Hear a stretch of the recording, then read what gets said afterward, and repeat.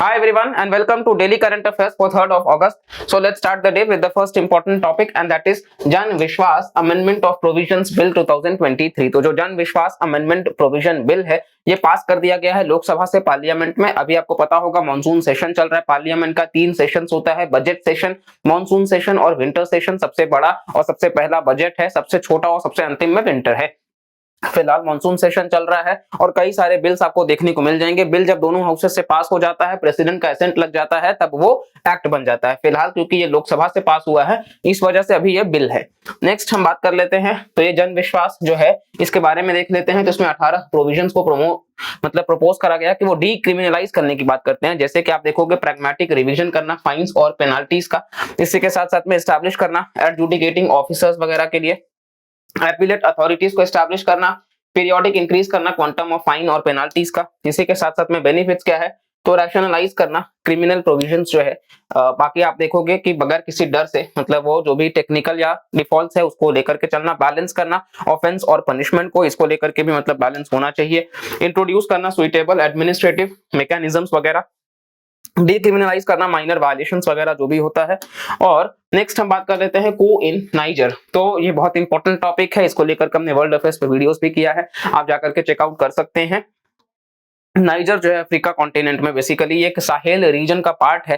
तो यहाँ पे कू हो चुका है, मिलिट्री कू। बेसिकली अमूमन आप देखेंगे तो अफ्रीकन कॉन्टिनेंट में मेजॉरिटी ऑफ द कंट्रीज जो है वो मिलिट्री कू फेस कर चुके हैं। तो इस वजह से आपको देखने को मिल जाएगा कि अभी जो साहेल रीजन में जितने भी कंट्रीज हैं सभी में कू मतलब हुआ है, मिलिट्री कू। जो डेमोक्रेटिकली इलेक्टेड सरकार होती है उसको वो हटा देते हैं और फिर इसके बाद में मिलिट्री खुद शासन करती है। तो यहाँ पर आप देखेंगे ऐसा ही मिलिट्री ने वहां का भी करा है, ओवरथ्रो कर दिया गवर्नमेंट को ये बोल करके कि वो मतलब करप्शन के चार्जेस वगैरह ये आप देख सकते हैं गवर्नमेंट को। और इसके बाद में आपको मतलब ये मिनिस्टर फिलहाल के जो प्रेसिडेंट अब ये बन गए हैं आर्मी के चीफ। नाइजर जो है ये रिपब्लिक ऑफ नाइजर, इसको इसका कैपिटल नियामे है। तो ये लैंड लॉक्ड कंट्री है। देखिए यूपीएससी सवाल हमेशा इसी टाइप से पूछेगा, वो पॉलिटिकली नहीं घुसेंगे। तो ये लैंड लॉक्ड कंट्री है वेस्ट अफ्रीका में, ठीक है। तो आप वेस्ट अफ्रीका में जब जाएंगे तो ये वहां पे आपको देखने को मिल जाएगा। यूनिटरी स्टेट है जिसको बॉर्डर लिबिया करता है, Chad, Nigeria, Benin, Burkina Faso, Mali और अल्जीरिया। साथ साथ में आप देख सकते हैं मैप अच्छे से, यहाँ से आपको समझ आ जाएगा ये वेस्ट अफ्रीका का पार्ट है और ये सारे जो नेशंस हैं ये साहेल रीजन के पार्ट में भी कवर होते हैं। नेक्स्ट यहाँ पे नेशनल फूड सिक्योरिटी एक्ट है, एनएफएसए एक्ट। तो लेटेस्ट डेटा अवेलेबल कराया गया ministry of consumer affairs food and public distribution का, जो कहता है कि जो स्टेट गवर्नमेंट है वो आइडेंटिफाई कर रहे हैं 1.24 करोड़ के आसपास बेनिफिशियरीज इस एक्ट के तहत। इस एक्ट के बारे में बात कर लेते हैं, बहुत इंपॉर्टेंट है, ऑलरेडी यूपीएससी प्रीलिम्स में सवाल आ चुका है। तो एनएफएसए जो है वो एम करता है 75% तक का रूरल पॉपुलेशन को कवर करना और 50% तक का अर्बन पॉपुलेशन को, ठीक है। यानी कि आप देखोगे देश का जो आबादी है कुल मिलाकर के तो जो 75% रूरल है ग्रामीण इलाका वहां और 50% शहरी इलाका। करंट बेनिफिशियरीज में आप देखोगे तो स्टेट्स और यूटीज जो है इतने लोगों को आइडेंटिफाई किया गया है एनएफएसए के तहत।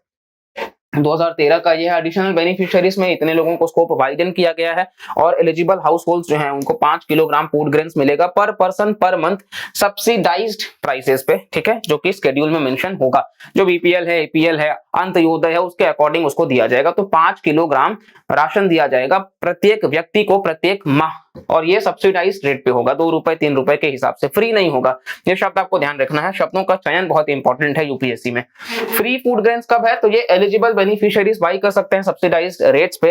और यहाँ पे फ्री फूड ग्रेन्स आपको देखने को मिल जाएगा कि लास्ट ईयर गवर्नमेंट ने लॉन्च किया था एक स्कीम, अगर आपको ध्यान होगा तो वो कि बेसिकली उसके तहत फ्री फूड ग्रेन्स दिया जा रहा था, गरीब कल्याण अन्न योजना। तो वहां पर वो मतलब एलिजिबल हाउस होल्ड्स को 1 साल के लिए राशन जो है वो मुफ्त में मतलब मुहैया कराया गया था।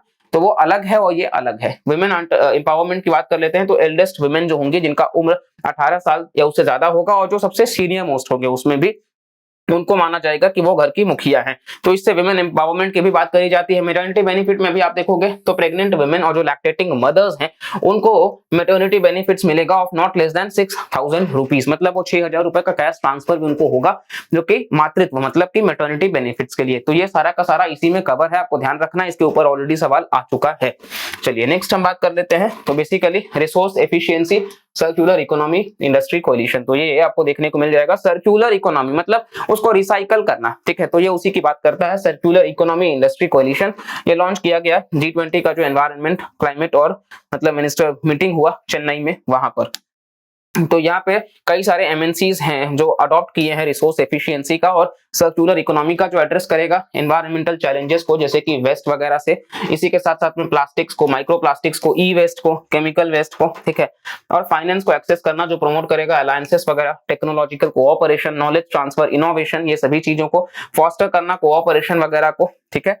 साथ साथ आप देखोगे इस प्रकार से चीजें काम करेंगी कि रिसोर्स का एक्सट्रैक्शन होगा, फिर प्रोडक्शन होगा, डिस्ट्रीब्यूशन होगा, कंजम्पशन होगा, और फिर उसको डिस्पोज किया जाएगा और इस तरीके से वापस से उसको मतलब रीजनरेट किया जाएगा। तो ये आप देख सकते हैं कि इस प्रकार से पूरा का पूरा साइकिल है कि वो एनर्जी मतलब प्रोडक्शन, डिस्ट्रीब्यूशन, यूज, डिस्पोजल और फिर वेस्ट और एमिशन, और यहाँ से उसको रीयूज करना, रीमैन्युफैक्चर करना और रिसाइकल करना। और इसी के हिसाब से ये पूरा का पूरा इंफ्रास्ट्रक्चर काम करता है कि किस तरीके से इन सभी चीजों को मतलब मैनेज किया जा सकता है। कभी भी आप मेंस आंसर राइटिंग करें तो इस प्रकार से आप फ्लो चार्ट्स भी बना सकते हैं, ये काफी सुंदर लगता है और कम समय में आपका आंसर राइटिंग को भी और बेहतर बनाता है। तो ये हमारा आज का करंट अफेयर्स के सेशन से था। अगर आपको वीडियो पसंद आता है तो प्लीज लाइक करिएगा, चैनल को सब्सक्राइब करिएगा और कमेंट करके भी जरूर बताइएगा। चैनल पे बहुत इंपॉर्टेंट वीडियोस भी आपको देखने को मिल जाएंगे, तो आप उन वीडियोस को भी जरूर चेक करते रहिएगा। तो चलिए मिलते हैं अगले लेक्चर में, तब तक के लिए bye bye, take care and जय हिंद।